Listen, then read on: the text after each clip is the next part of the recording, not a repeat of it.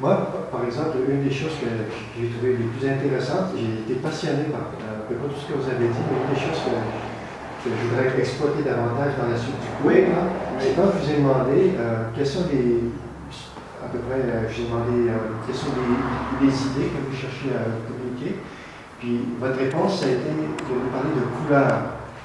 Couleur dans le sens de blanc, puis comment oui, placer des couleurs. le langage. Oui, c'est ça. J'ai trouvé ça très intéressant comme réponse parce qu'on se serait attendu à dire j'ai voulu communiquer tel sentiment, etc.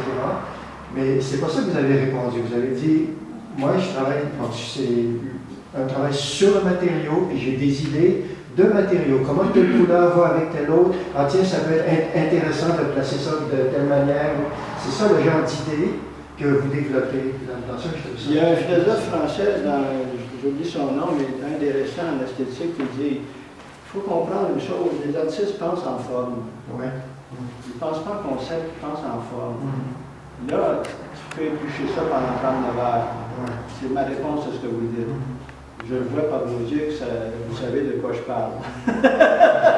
On est complices de ça.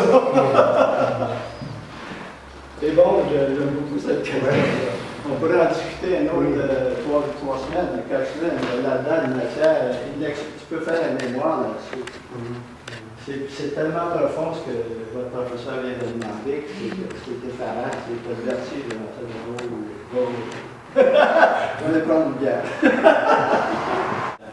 Parce que la philosophie t'amène à réfléchir sur d'autres disciplines. C'est pour ça qu'on fait des rapprochements, toutes sortes de choses, et vous donner des balises. Est-ce que vous avez comme un parallèle entre votre discipline en philosophie et l'art? Comme évidemment, vous faites des connexions, mais est-ce que ça s'est développé ensemble? Ou... Moi, il n'y a rien de compartimenté. Je pense en forme une journée, là, je pense en mots, en images, poétique. C'est tout interinfluencé. Moi, j'appelle ça les transgenres, ça se pénètre. Ça joue ensemble des fois, ça ne joue pas ensemble des fois. Mais tu n'as pas à mettre de l'ordre là-dedans. Ça, c'est ton terreau fertile de création. Pourquoi mettre de l'ordre là-dedans? L'ordre va venir avec ce que tu vas faire. Ça fait partie des matériaux que tu utilises pour concevoir l'œuvre. C'est comme tout fait partie de ça.